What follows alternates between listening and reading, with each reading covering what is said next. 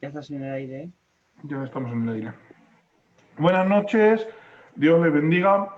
Estamos, como hemos anunciado hace unas semanas, en directo con nuestro hermano Sergio, desde Argentina, Buenos Aires, y le damos la bienvenida a este canal y agradecerle su disposición para estar compartiendo hoy con nosotros. Es un privilegio enorme tenerle. Buenas noches, hermano Sergio, Dios le bendiga.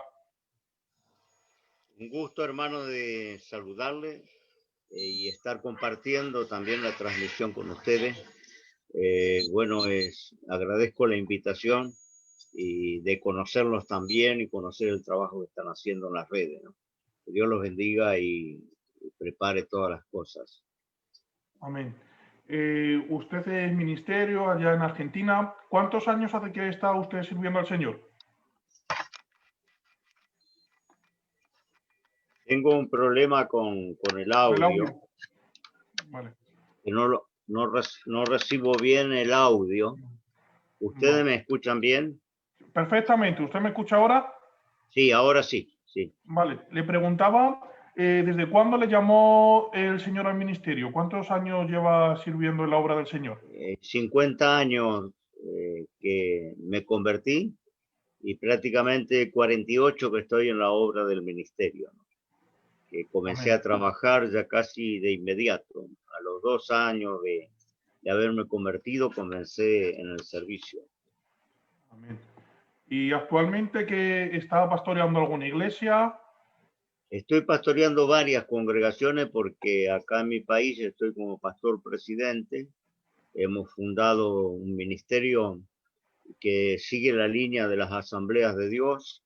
Yo nací en las asambleas y di mis primeros pasos en esa denominación, entonces tengo esas raíces, pero hace 41 años que fundamos un ministerio reconocido como Asamblea de Dios y yo soy el pastor presidente. Tenemos varias congregaciones o pastores que están con nosotros trabajando en varios lugares, así que Amén. ese es el trabajo que estoy ahora.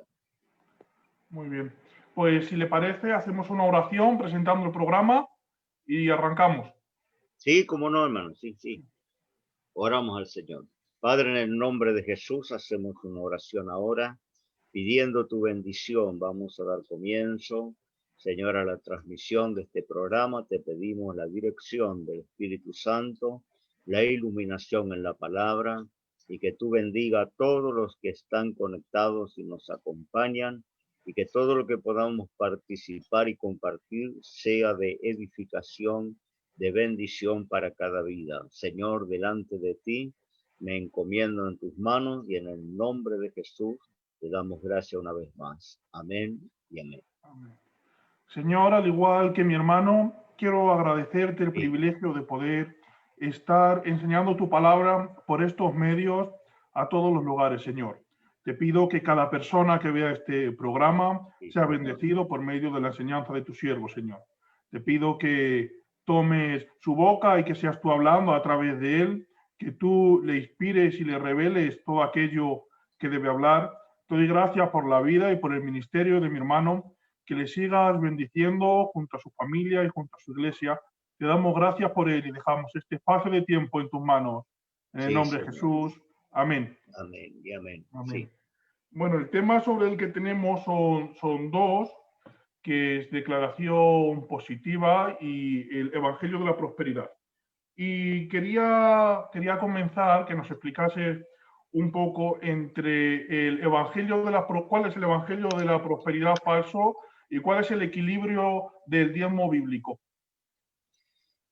Bien, esto ha ingresado en las últimas décadas, ¿no? Y se ha expandido casi por el mundo entero, ¿no? En todo lo que tiene que ver con la iglesia cristiana ha entrado esta clase de doctrina de un evangelio motivacional, un evangelio que predica la prosperidad, que se enfoca en la confesión positiva, en el exitismo, en los decretos, las declaraciones, todo en un sistema que no tiene fundamento bíblico, que no lo encontramos en la historia de la iglesia primitiva, en Hechos de los Apóstoles, y no lo encontramos también a lo largo de la historia de la iglesia, desde el comienzo, en los últimos siglos.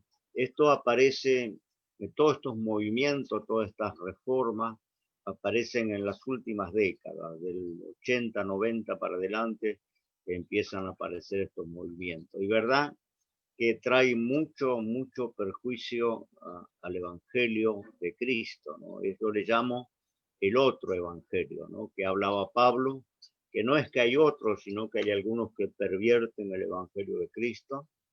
Algunos predican por envidia, por porfía, bueno, por ganancia.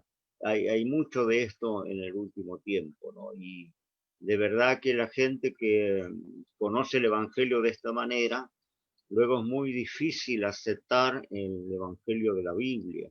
Es un Evangelio de negación de sí mismo, de tomar la cruz, de negarse a sí mismo, seguir a Cristo. Es un evangelio que se enfoca en lo espiritual, en el perdón de los pecados, en la redención, la salvación del alma. Por cierto que Dios prospera, yo creo en un Dios que prospera, al Amén. cristiano que permanece fiel y sirve a Dios y le honra al Señor con sus bienes. Hay una promesa de prosperidad, mucho lo hemos experimentado, viniendo al Señor con muchas limitaciones económicas y luego Dios nos ha bendecido de una manera muy especial, pero no podemos enfocarnos en los panes y los peces, porque Jesús mismo reprendió a la gente que solamente le seguía por los panes y los peces, ¿no? Yo creo que Amén. es más importante lo espiritual y luego lo material es agregado por añadidura, ¿no? Y se busca el reino de los cielos en primer lugar y lo demás será añadido. Y hoy se predican las añadiduras, no se predica el reino de los cielos, ¿no? Y se enfocan en las añadiduras, cómo tener éxito, cómo conquistar, ¿no es cierto?, la finanza, cómo conquistar la política, cómo conquistar la justicia. Y la iglesia no está llamada a esto, porque Jesús lo dijo claro, ¿no?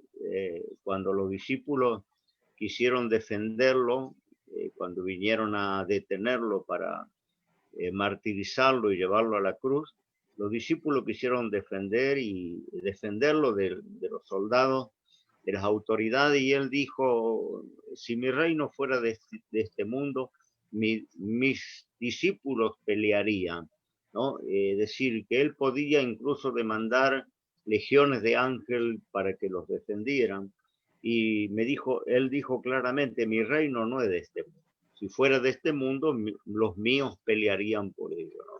Quiere decir que el reino de Dios está más allá de lo que vemos, de lo que tocamos, de este mundo secular. El reino de Dios es espiritual. Sí. Amén. ¿Y qué podemos decir cuando nos dicen que debemos pactar con Dios con dinero? Bueno, es otra situación que todo parece que se tiene que sellar, ¿no? Incluso hay algunos que están pretendiendo que la gente selle la palabra o haga un pacto, pero siempre involucrado el dinero, ¿no? Y yo creo que el Señor no necesita nuestro dinero, nosotros necesitamos la bendición de Dios, somos nosotros los que necesitamos. El Señor se puede arreglar muy bien sin nuestro dinero porque es dueño del oro y de la plata, todo le pertenece, es el creador, soberano Dios, entonces no podemos pensar que Dios necesite nuestro dinero. Yo ofrendo, pago mis diezmos porque yo necesito su bendición, no porque yo de alguna manera quiera, ¿no es cierto?, conseguir algo a cambio, hacer una especie de trueque con Dios. No Muy se bien. puede hacer esto y menos con, vamos a llamar así, el vil metal, ¿no? Porque dice la palabra que la raíz de todos los males es el amor al dinero. No quiere decir que el dinero sea malo, el amor al dinero es lo malo, ¿no? Dinero necesitamos, la iglesia necesita también porque tiene que pagar servicios, tiene que sostener la obra, en fin. La iglesia no tiene ayuda del Estado y necesita, por cierto, de algunos recursos, pero no podemos enfocarnos en eso, ¿no? Ahora mismo que estamos en la cuarentena, hay algunos han abierto cuentas bancarias, otros mandan los cobradores por las casas de los creyentes a recoger mensualmente el diezmo, otros abrieron, ¿no es cierto?, mecanismos en las redes para depositar. Y yo creo que Dios me guarde, yo nunca hice esto y verdaderamente no ha mermado nuestros ingresos en las congregaciones. Al contrario, hay gente que ha sido más bendecida en la cuarentena que antes de la cuarentena, porque, bueno, tenemos hermanos que no tenemos, la iglesia nuestra no tiene puerta de atrás, no es gente de paso y hay mucha en estas doctrinas que han aparecido que es gente de paso, no es gente estable. Por eso ahora están en graves problemas financieros, porque al tener gente que va y viene en forma de auditorio, en forma de un espectáculo teatral, la gente va y cuando va aportan, ponen, pero luego cuando no hay actividad como ahora, se terminan los recursos. En el caso de la iglesia tradicional, yo tengo gente que hace 40 años está conmigo, hemos sepultado a sus papás, se han casado, han nacido sus hijos, gente estable que de una manera u otra hace llegar, ¿no? Su contribución al tesoro de la iglesia. Tenemos contabilidad, tenemos tesorero, como debe ser, ¿no? Entonces no necesito ni pedir en las redes, ni abrir una cuenta, ni mandar a recaudar casa por casa, porque Dios es el que cuida de la obra y el que provee los recursos para la iglesia, ¿no? Ese es el Señor el que lo hace. Y debemos en esta hora confiar que Dios no nos va a dejar faltar, que nos va a proveer lo necesario, tanto en lo particular como en forma congregacional, ¿no? Pero como el enfoque de estas doctrinas nuevas es el económico, porque se hacen pactos colocando alguna suma adentro de un sobre, entregándolo en el altar, y yo no puedo pactar con Dios, yo soy contrario de esto, porque los pactos siempre es del mayor al menor. Dios puede pactar con nosotros y lo ha hecho, ha pactado con Abraham, ha pactado con Israel. A través de los tiempos Dios ha hecho pacto con el hombre. Pero el hombre no puede hacer pacto con Dios o decretar, como también se utiliza el decreto y la declaración. Los decretos vienen, nosotros que somos ciudadanos sabemos de parte del gobierno. Un ciudadano no puede emitir un decreto porque no va a funcionar. Ahora el gobierno, las autoridades pueden emitir un decreto a toda la ciudadanía, una ley, y aprobarla y ponerla como ahora los decretos sobre salubridad y el protocolo. Pero no puede un ciudadano decretar algo que obligue a los gobiernos a hacer lo que el ciudadano le parece, ¿no? Y en la relación de creyente y creador es lo mismo. Yo no puedo decretar, porque el decreto es una especie de contrato, es una especie de obligación entre partes. Entonces yo no puedo decretar algo para obligarlo, y menos con dinero, porque menos con dinero. Lo que sí el hombre puede hacer es un voto, un propósito. Lo encontramos en la Biblia. Jacob hizo en algún momento de pobreza, de desesperación, hizo un voto con Dios, ¿no? Si Dios fuera conmigo, me guardara en el viaje que voy, me diere vestido, pan para comer, Él será mi Dios. Bueno, un voto yo lo puedo hacer y está bueno que lo hagamos en un momento de necesidad, de apuro, tomar un compromiso con Dios, pero pacto significa una obligación en tres partes. ¿Cómo yo puedo obligarle a Dios a que me conteste, me bendiga o haga algo cuando Él es soberano y se mueve en su voluntad? Por eso el Padre Nuestro dice: Señor, hágase tu voluntad en el cielo como en la tierra. Es decir, siempre tenemos que pensar que él tiene la decisión final.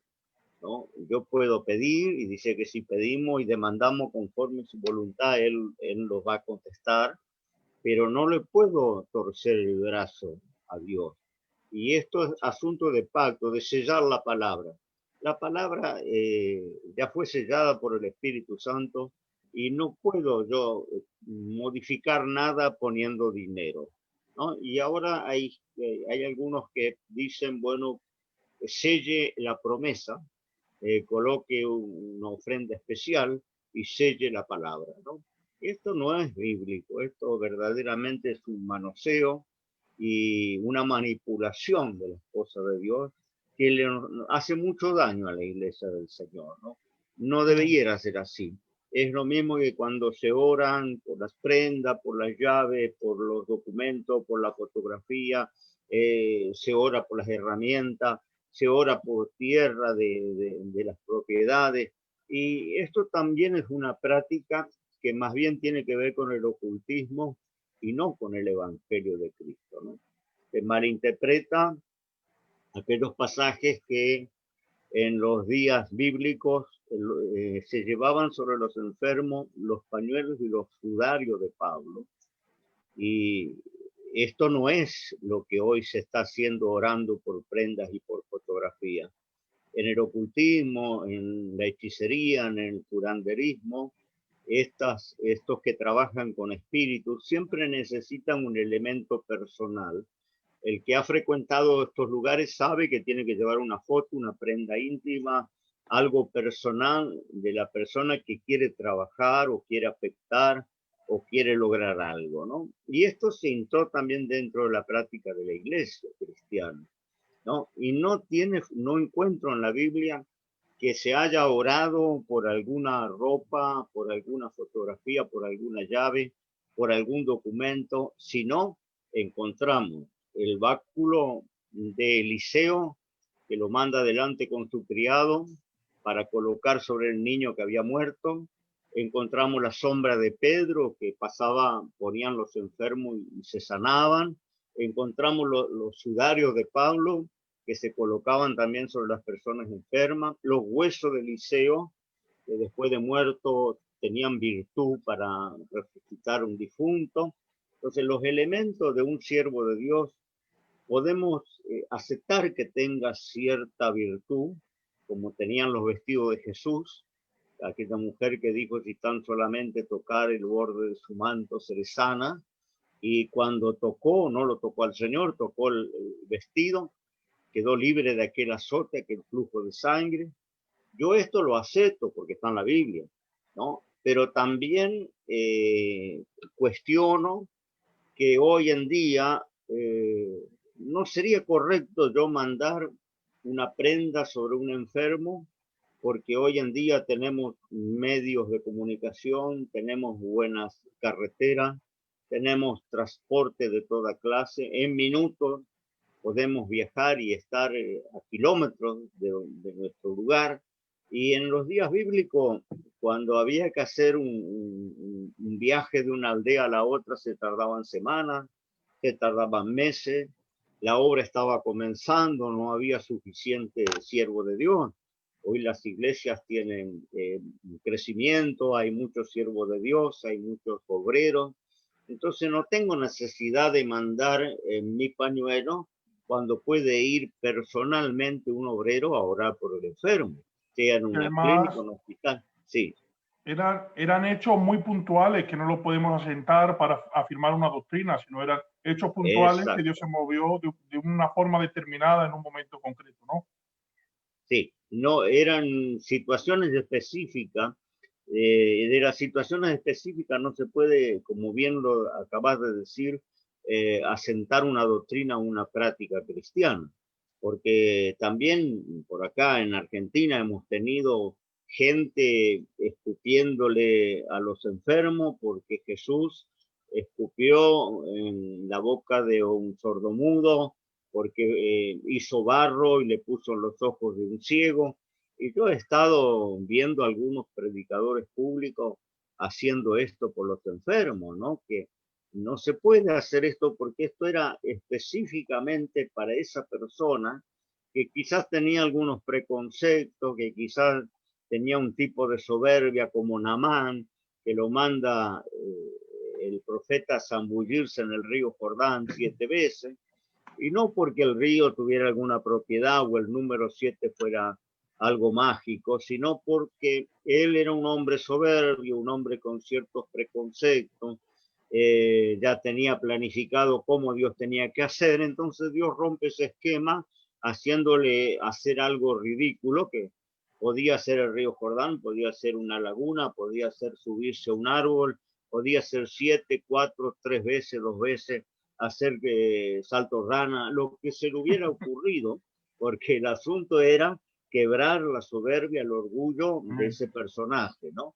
Y lo mismo pasa con esos milagros donde Jesús usa la saliva, usa barro, allá tenemos a Ezechías, donde Isaías le manda poner masa de higo en las llagas, no tiene ninguna propiedad la masa de higo, es como el aceite que se está usando para llevar a la casa, ungir las paredes, ungir los carros. Salen algunos con un barril de aceite a ungir la ciudad, derramando aceite por las calles. Y esto, vuelvo a decir, son símbolos, son elementos que tienen el sentido de representar algo, pero que en sí no tienen ninguna virtud, porque el aceite es el mismo que usamos para la ensalada, es aceite de maíz, de girasol, de lo que fuera, de oliva incluso, pero es aceite. Sin embargo, se ha hecho una cosa mística, algunos hasta ofrecen para que se lo lleven a la casa con una ofrenda, lleva la botellita, le duele la cabeza, se pone aceite, le duele la garganta, toma una cucharita de aceite, siente algún ruido en la casa, unge las paredes. Entonces hay un gran misticismo o espiritualismo que entró dentro del Evangelio que le está haciendo mucho daño y confundiendo a miles de personas, porque eso no es el Evangelio. El Evangelio es el poder de Dios. Dios no necesita ningún elemento para obrar, para hacer. Cuando dice Santiago capítulo 5 que llame los ancianos de la iglesia, le unjan con aceite, es la obediencia lo que obra, no es el aceite, ni es siquiera el anciano que tenga alguna propiedad, sino que cuando yo obedezco la palabra que está escrita y me humillo, ¿no es cierto?, pidiendo que oren por mi necesidad, Dios opera, pero opera a través de la obediencia, ¿no? Yo creo que no hay propiedad en ninguna de estas cosas. Como suelo decir también el bautismo, estos días alguien me decía que bautizar en una pileta no es bíblico, que hay que bautizar en el río, porque la corriente se lleva los pecados. Esto es una a veces increíble de escucharlo, ¿no? Porque podemos bautizarnos en las cataratas del Niágara y si no nos convertimos, no nos arrepentimos, no cambia absolutamente nada, ¿no? Es un baño para el cuerpo, nos simboliza algo que ocurrió interiormente. El bautismo simboliza muerte y resurrección, pero en el bautismo no cambia la situación espiritual. Y han hecho, ¿no es cierto?, como una cosa mística de elementos simbólicos, de cosas simbólicas en la iglesia, la han aplicado porque la gente le gusta lo místico, lo misterioso, todo esto atrapa, por eso esos lugares tienen multitudes, son auditorios que no, a veces excede la capacidad, porque todo esto atrapa mucho a la gente que yo diga, traiga una foto y vamos a orar por su familia, traiga las llaves de su casa, traiga la llave de su carro.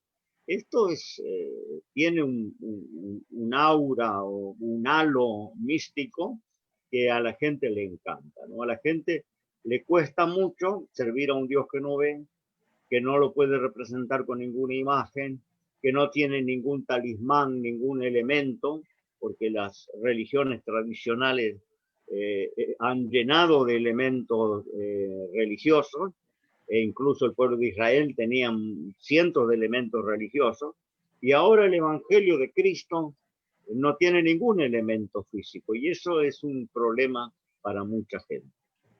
Sí. Y aquí en España, cuando empezó a dar fuerte esto del COVID-19, la gente empezó a decir que debían poner en las puertas aceite para que el virus pasara de largo. Ahora me llama la atención que había gente no cristiana que hace mala vida, se dedica a negocios turbios, vive en pecado, pero eso sí, pone el aceite en los dinteles para que no pase. Sí, Entonces, acá también sucedió porque había una profecía circulando en las redes de que a cierta fecha, ya pasó, creo que fue en el mes de junio, si no me equivoco, el ángel de la muerte iba a visitar todos los hogares a donde, bueno, no estuviera la marca, ¿no? De esa unción.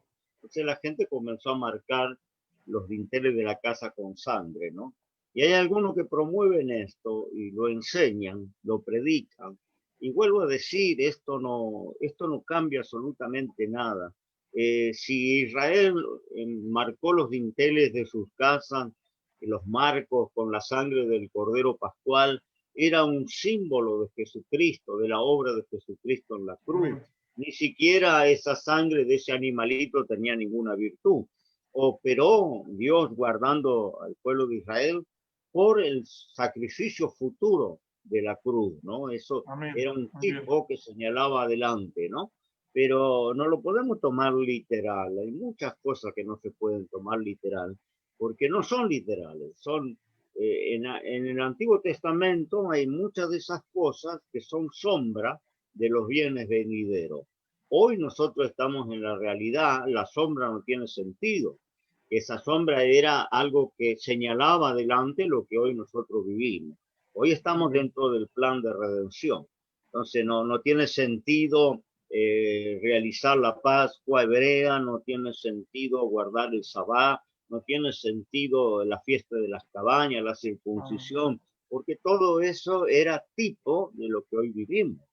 como Entonces, nos dice en Hebreos capítulo 1, hoy nos habla, en los postreros días nos ha hablado por medio del Hijo. Teniendo al Hijo tenemos la mayor revelación. en la mayor revelación de la palabra de Dios, ¿no? El verbo. Cristo es el mensaje culminante del plan de Dios, ¿no? Nosotros tenemos a Cristo, entonces yo suelo decir, ni siquiera esa Pascua religiosa de huevos de chocolate, de rosca, que se celebra de conejo, ni siquiera eso tiene nada que ver con la palabra de Dios. Son, ¿no es cierto?, fiestas comerciales. Nuestra Pascua es Cristo, en realidad nuestra circuncisión es Cristo, Muy el bien. tabernáculo es Cristo, el sacerdote es Cristo. Todo esto antiguo señalaba a Jesucristo, a quien nosotros hoy estamos en esa gracia. Muy Sí, bien. bueno, volvemos al tema de los pactos, de la prosperidad. En verdad esto no tiene fundamento en la palabra del Señor. Vuelvo a decir, yo no creo, esto tiene más una raíz con la nueva era, la doctrina de la nueva era. Ya ellos predican la confesión positiva como un medio sanador, como un medio para superarse, para alcanzar meta. Y esto lo adoptó la iglesia, la confesión positiva, la conquista, el exitismo, la prosperidad, la conquista. Hay algunos que están predicando que Cristo va a venir cuando la iglesia conquiste los gobiernos, la política, la justicia, la banca, la finanza. Y yo creo que esto es totalmente al contrario, ¿no? La iglesia no va a conquistar las naciones, el pecado va a tomar cada vez más dimensión, la maldad se va a multiplicar.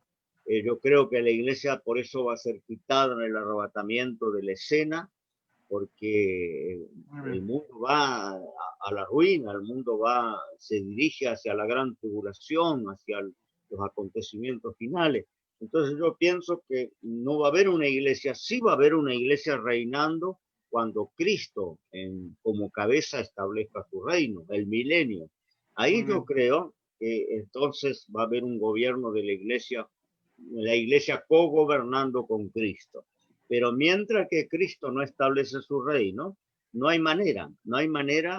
Yo suelo decir, los que se involucran en política y en empresa terminan corrompidos porque el sistema los absorbe y ellos dicen yo quiero influir positivamente, quiero cambiar la corrupción por honestidad, hace falta un creyente. Y esos creyentes tenemos, ¿no es cierto?, testimonio que el creyente que se involucró, incluso líderes, han terminado absorbidos por el sistema, porque el sistema es muy poderoso. No le vamos a convertir a nosotros, ¿no? Eso va a ser muy difícil y lo más posible es que ese hombre o esa mujer que se involucró se convierta a ellos, ¿no? El sistema lo absorbe. Amén. Los hermanos que estéis haciendo alguna pregunta, yo las estoy anotando y para que el hermano siga exponiendo y luego se las transmitimos. Es cierto que no creemos en la declaración positiva, pero ¿existe un lenguaje bíblico de fe? Sí, bueno, yo creo que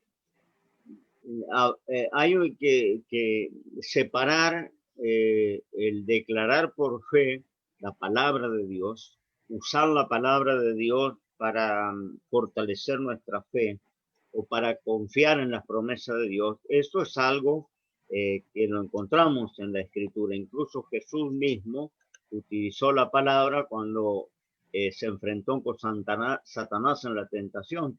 Él dijo, la defensa de Jesús fue escrito está, Satanás, ¿no? Las 3 veces que se defendió fue con la palabra. Entonces yo creo que el creyente puede usar, debe usar la palabra en este tiempo de pandemia, de temor, de pánico.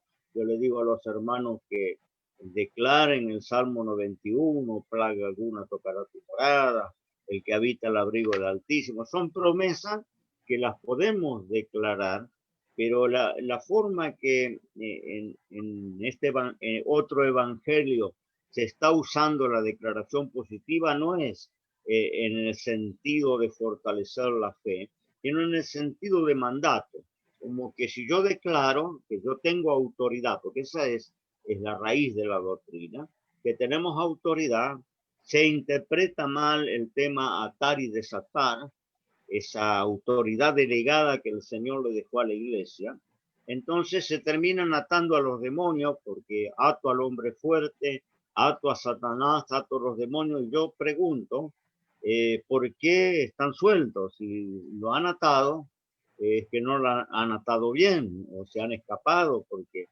¿cómo es el tema que los espíritus siguen sueltos, los demonios siguen sueltos y hay una cantidad de gente atándolo, incluso atando a Satanás? Esto no es así, es una mala interpretación, una interpretación que le viene como anillo al dedo para lo que ellos practican, ¿no? Pero la autoridad delegada primero no fue dada a una persona en particular, sino a la iglesia como cuerpo, ¿no? El Señor le dijo a Pedro, sobre esta roca edificaré mi iglesia, las puertas del infierno no prevalecerán, a ti te daré las llaves del reino de los cielos, lo que atares aquí será atado en el cielo, lo que desatares aquí será desatado en el cielo, ¿no?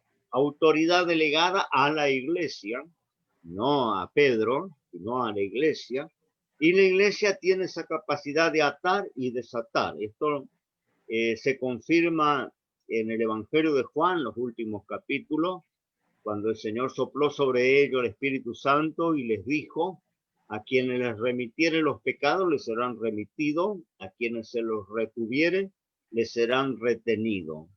Está destacando esa autoridad delegada que le manifestó a Pedro.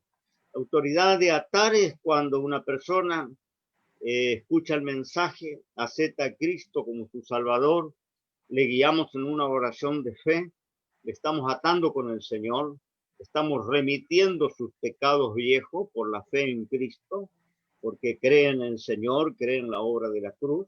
Entonces, cualquier creyente puede entregarle al Señor y en cierta manera tácitamente remitirle los pecados, ¿no? Le está atando con el Señor. Ahora, el desatar se produce cuando de repente la iglesia saca de la comunión, como pasó en Corintios, a alguien que persiste en pecar, que no se arrepiente, que trae escándalo al testimonio del Señor.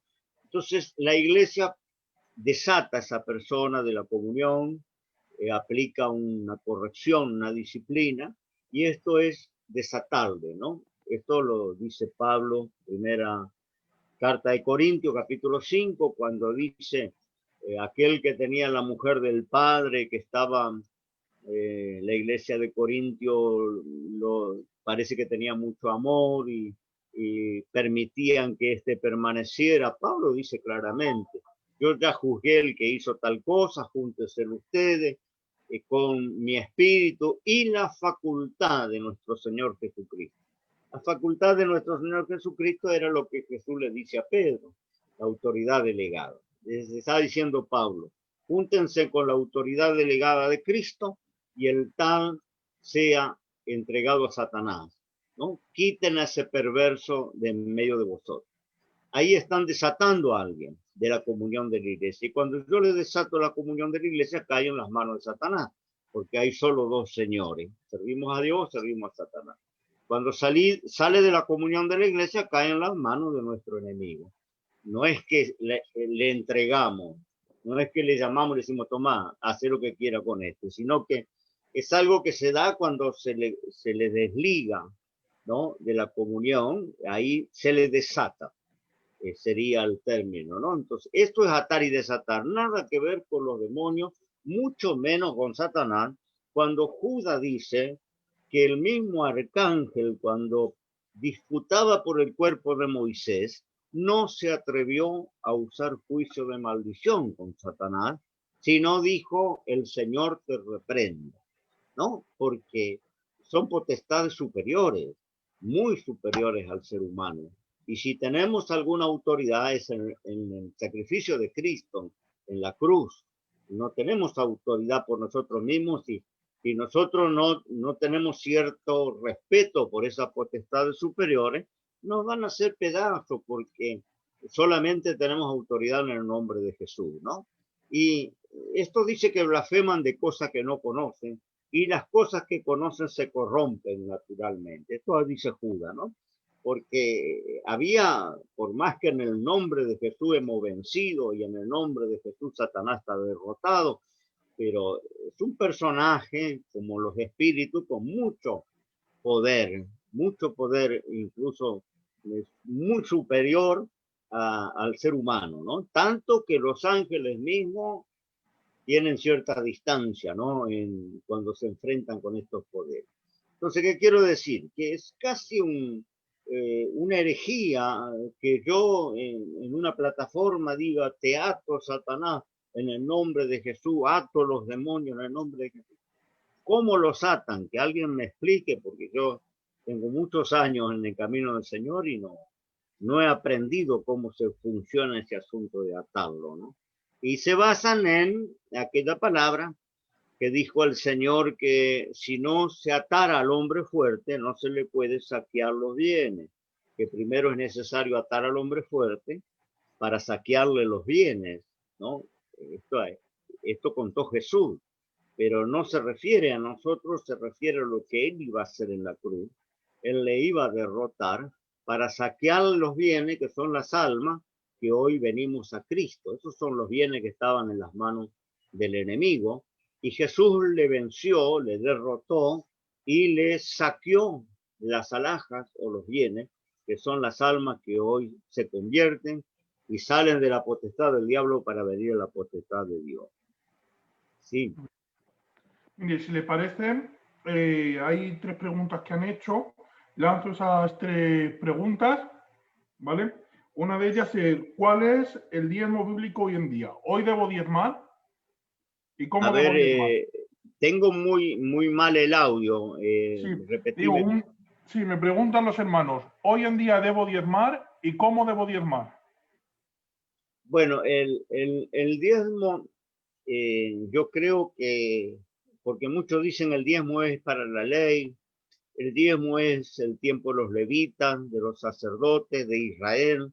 Y esto es mucha ignorancia bíblica, porque el diezmo es antes de la ley, antes de que existiera Israel, antes de que apareciera el sacerdocio.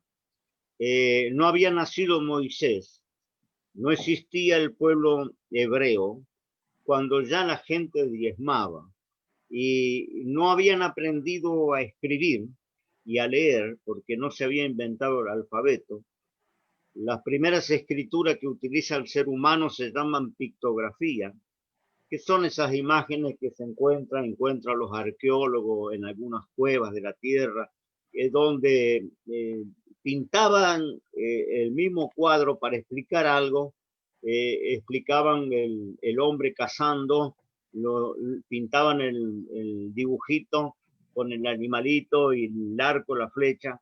Eso se llama pictografía, era la única manera de comunicación que había porque no se había inventado el alfabeto. Entonces no existía la escritura. Todas las tradiciones de Dios o las enseñanzas o los mandamientos de Dios se transmitían oralmente, de generación en generación. Entonces aquellos hombres, aunque no tenían Biblia, no tenían templo, no tenían escritura, no había pergamino, eso no había aparecido todavía, sin embargo ellos conocían ciertos principios de Dios. En la relación creador y criatura, ellos tenían ciertos principios que practicaban desde el origen de la humanidad. Tenemos a Abel y a Caín edificando un altar, buscando a Dios, trayendo las primicias de sus frutos, a Caín de las primicias de sus cultivos, Abel de las primicias de sus ganados, traían esa ofrenda cuando no había siquiera a quien entregar. Hacían un altar de piedra, colocaban allá arriba y eso quedaban para los buitres, para las aves, porque se consumía allí o se consumía en holocausto.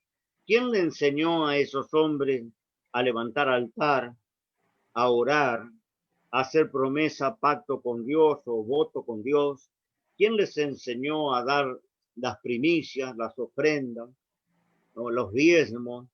La Biblia dice que Abraham no tenía dónde llevar los diezmos y los tenía guardado, porque no había dónde llevarlo, no había templo, ni sacerdocio, ni ley, ni ninguna ordenanza, pero él ya sabía el asunto de los diezmos, porque dice que Abraham había apartado sus diezmos, y los tuvo guardados hasta que aparece Melquisedec, que es una cristofanía.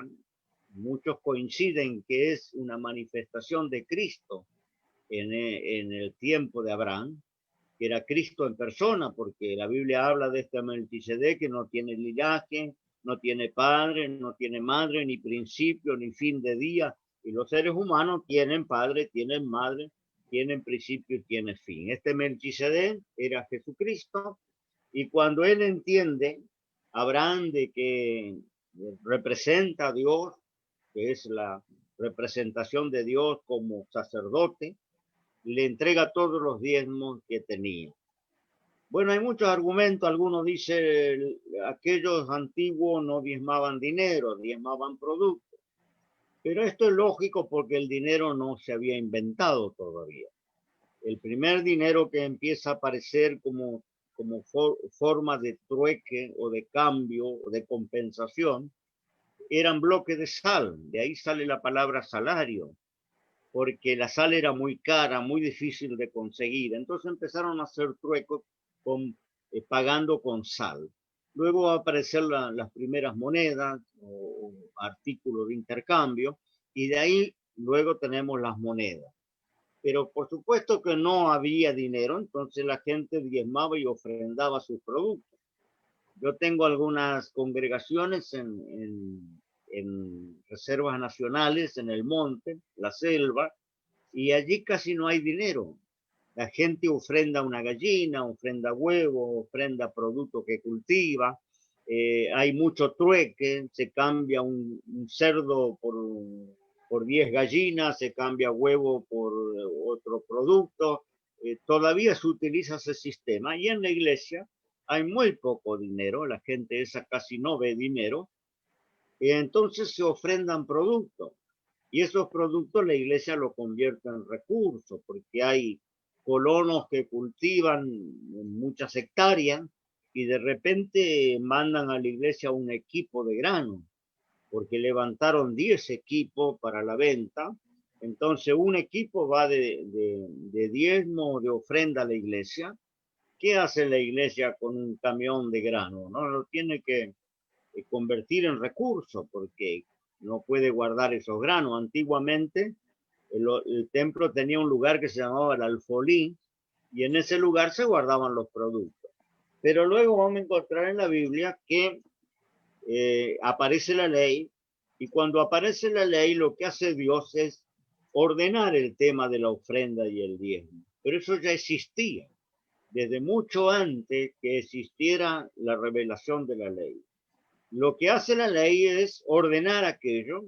Entonces ahí se ordena que el diezmo y la ofrenda se lleve al templo, que haya un alfolí, que haya una tesorería, un control sobre esos ingresos, que esos ingresos se distribuyan según las necesidades, que sea el sustento de los levitas, ¿no? Que los levitas vivían del diezmo de sus hermanos, pero no como hoy se utiliza que todos los diezmos son el sustento del pastor, porque también se malinterpreta que en aquel tiempo los levitas eran miles, eran cientos de familias ocupadas en el santuario, y esos ingresos, recursos, sostenían a toda esa cantidad de familias, músicos, porteros, los que transportaban el arca, los que armaban el tabernáculo, los sacerdotes.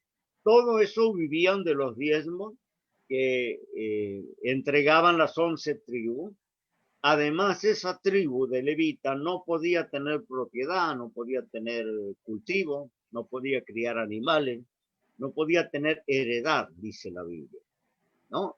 Hoy los pastores reciben todos los diezmos y es una sola familia, o a veces la familia pastoral, y tienen sueldos como un príncipe árabe, porque si la congregación tiene, cualquiera puede hacer números, si la congregación tiene 500 miembros, 1000 miembros, haga un promedio de los diezmos y ofrendas que entran, imaginemos el sueldo que tiene el pastor. Yo creo que el pastor es digno de tener un salario cuando la iglesia puede sostenerlo, debe sostenerlo, y si el obrero es digno de su salario, pero no indiscriminadamente. Tiene que tener un salario digno, que la iglesia estipule, que haya, ¿no es cierto?, un tesorero, una contabilidad donde se registren los ingresos, los egresos. Esta es la administración de una iglesia. Y el diezmo, como antecede a la ley, no tiene que ver con la iglesia, la gracia, no tiene que ver con la ley. El diezmo tiene que ver con una relación de la criatura con el Creador. El que conoce a Dios le honra con sus bienes por necesidad personal, para que Dios me bendiga. No es porque Dios necesita mi dinero. Yo necesito la bendición de Dios. Y el Señor nos pide que traigamos el diezmo al alfolí, al tesoro, para que haya alimento en la casa, no para que haya alimento para los pastores. Dice Malaquías 3:10, haya alimento en mi casa. Esto quiere decir recurso en la casa de Dios, recurso en la iglesia, para pagar servicios, para edificar, para pagar viáticos, para ayudar a los pobres, sostener a las viudas, etcétera, etcétera. Esos son recursos que la iglesia tiene que administrar con honestidad, ¿no? El creyente que conoce a Dios aparta sus diezmos. Yo hace 50 años que diezmo y estoy en la obra de Dios, y nunca falta mi diezmo en la tesorería, porque también el levita debía diezmar de los diezmos que recibía, era diezmo de los diezmos. El levita estaba obligado también a diezmar. Y yo he encontrado que en esta práctica hay promesa de Dios, es la única parte que Dios dice, probadme en esto, el único lugar el único asunto donde Dios hace un desafío al ser humano, diciendo, probadme en esto, si no abriré las ventanas de los cielos y derramaré bendición hasta que sobreabunde. Y sobreabundar quiere decir que no va a tener donde guardar. Y yo lo he comprobado a lo largo de estos 50 años, gente que ha venido muy pobre, lo primero que le he enseñado a diezmar. Y han prosperado, han sido bendecidos de Dios. Funciona. Hay gente que ni siquiera congrega, que no son creyentes, y envían el diezmo a la iglesia porque han descubierto, ¿no es cierto?, que funciona la promesa financiera sobre él. Ahora, algunos dicen el Nuevo Testamento no habla de diezmo. Otros dicen yo ofrendo más que el diezmo. No interesa que ofrende 10 veces más. Ofrenda es ofrenda. La ofrenda es un propósito de acuerdo como Dios nos prospera. Cada uno, como le parece, voluntariamente, eso se llama ofrenda. Así dea 10 veces más que el diezmo. El diezmo es algo exacto, es el 10% de nuestros ingresos. No es el 11, no es el 15, ni es el 5. Es el 10% de nuestros ingresos. Y si a alguien le parece mucho, acá en Argentina, nuestro gobierno nacional nos lleva en impuestos directos e indirectos el 60% de los ingresos de toda la gente. En impuestos directos e indirectos, el gobierno es un socio mayoritario con el ciudadano común. Se lleva el 60%, ¿no? Ahora Dios nos pide el 10%, no es tanto, ¿no? Y el gobierno, si no pagamos, nos hace una demanda, nos embarga o incluso nos hace una causa penal. Dios no nos hace una causa penal. No se pierde la salvación por diezmar o no diezmar. Es un propósito. Si quiere, lo hace. Si no lo quiere, está bien. Congregue, sirva al Señor. No es obligado. Es un propósito que yo hice con el Señor, no lo hice con la iglesia tampoco. Entonces, dicen la Biblia, el Nuevo Testamento no habla. Hay todo un capítulo en el libro de Hebreo dedicado a los diezmos.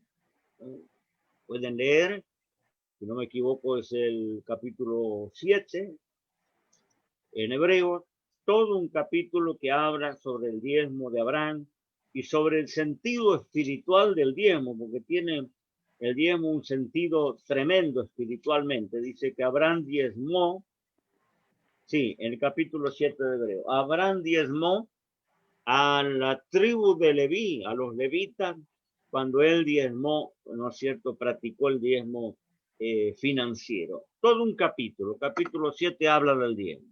Luego Jesús le pone el sello al diezmo cuando habla de los fariseos y los escribas que diezmaban estrictamente en los días de su ministerio, las cosas más pequeñas, el eneldo, el comino, es decir, hierbas aromáticas que cultivaban en la casa, eran estrictos en el diezmo exacto de todo lo que ellos producían. Pero se habían olvidado de la misericordia, de la justicia, del juicio.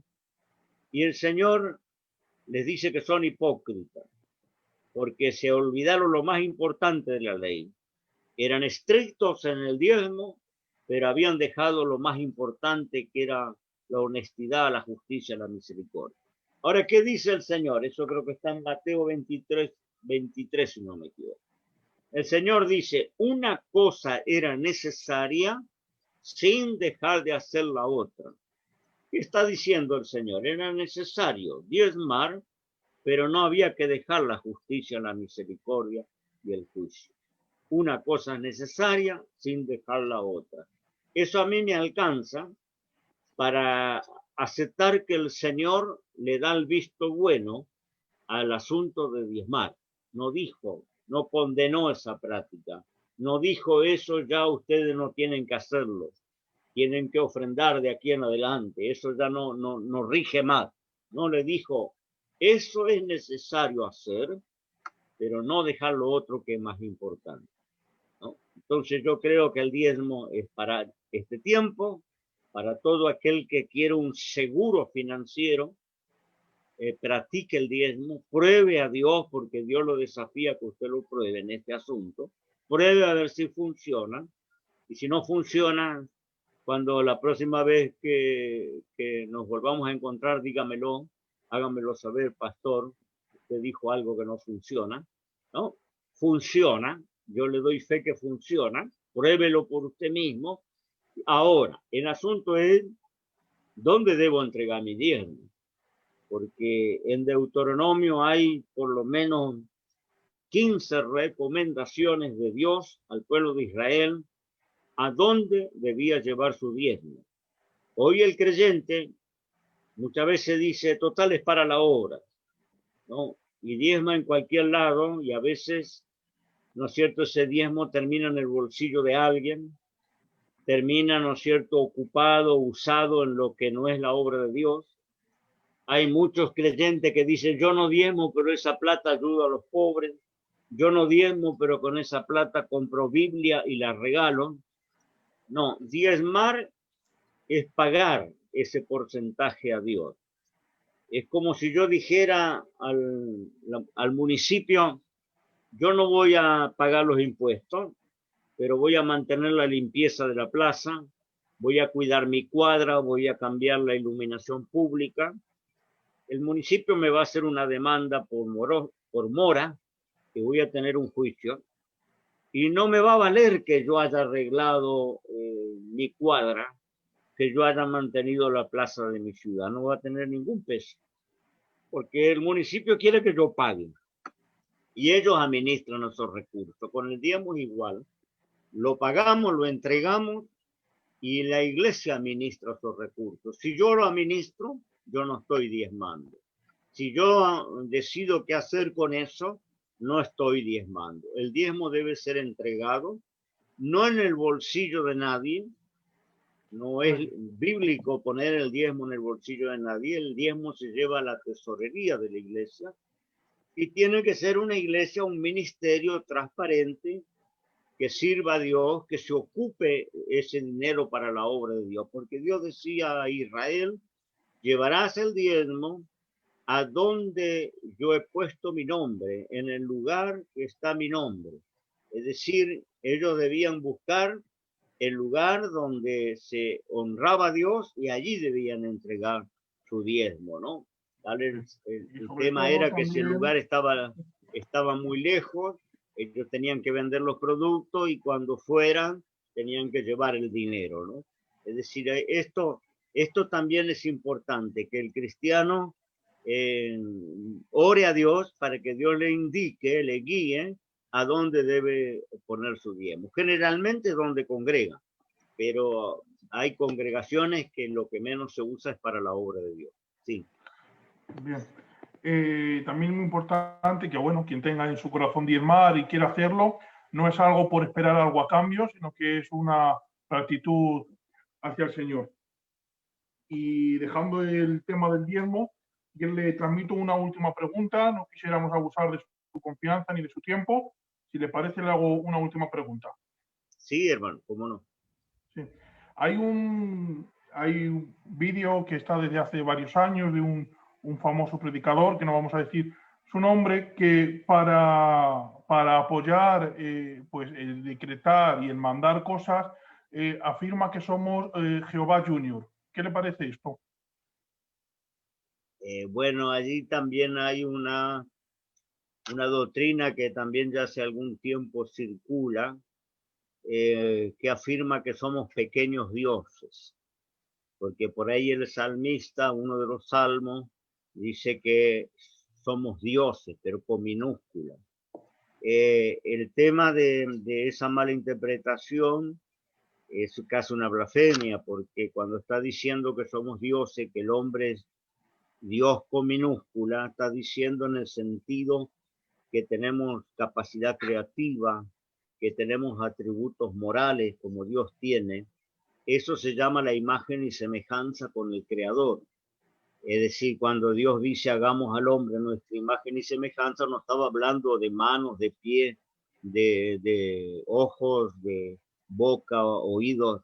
está hablando de los atributos morales, espirituales. El ser humano, en cierta manera, es un pequeño creador, porque no es como los brutos se mueven instintivamente y cada uno de ellos está programado para hacer lo mismo a través de las generaciones. Es decir, un zorro construye la madriguera como construían sus antepasados y van a pasar 1000 años y va a seguir haciendo su madriguera de la misma manera. No tiene inventiva, no tiene esa capacidad creadora, investigadora que tiene el ser humano. En esa área somos como dioses, minúscula, ¿no? Pero de ninguna manera pensar que somos Jehová Junior, ¿no? Sería como, es una barbaridad porque el ser humano es criatura, es un ser creado, un ser finito, un ser mortal, un ser que tiene una naturaleza caída, una naturaleza de pecado, un ser que necesita ser redimido. Es decir, que no hay vía de comparación. Y también la Biblia dice que el ser humano es menor que los ángeles. Por eso Cristo, cuando desciende a su humanidad, la Biblia dice se hace menor que los ángeles, porque el ángel todavía tiene un nivel espiritual superior al ser humano, pero el ser humano es una raza caída. Y si no nos redimía el Señor por medio de Cristo, estábamos perdidos, destinados a desaparecer. Entonces, creo que atribuirnos que somos Jehová Junior, no, es primera vez que escucho ese término, no, pero había escuchado sobre los dioses, ¿no? Que somos dioses. Por eso viene también el que decreta, el que ordena, el que manda, el que declara, el que ata, desata y todos estos asuntos. Muy bien. Pues bueno, agradecerle el tiempo que ha dedicado a nosotros, agradecerle a la audiencia, que me marca aquí personas alcanzadas, casi 800 personas, agradecerle de los distintos puntos que nos ven todos los días, a menudo, cuando solemos hacer directos. Agradecerle su tiempo, señor Sergio, y esperamos que haya estado cómodo entre nosotros y que, si Dios quiere, en un tiempo que podamos volver a compartir. Y ha sido todo un privilegio tenerle entre nosotros y ha sido una noche de aprendizaje y de bendición. Ha sido un gusto, hermano Eleazar, compartir con ustedes y espero haber contribuido y haber sido de bendición para todos los que se conectan. Y bueno, un honor poder estar compartiendo la palabra de Dios. Gracias por la invitación que me han hecho y estoy para servirles y es una alegría de haber compartido estos momentos, ¿no? Que Dios les bendiga y bueno, estamos orando unos por los otros.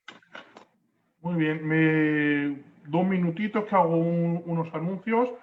Hemos abierto una página de Instagram, se llama Sana Doctrina Jóvenes para Cristo, donde lo pueden seguir en Instagram. También tiene el hermano Sergio una página donde él a menudo da estudios, ¿verdad? Nos dice el nombre de la página para los que quieran seguirle.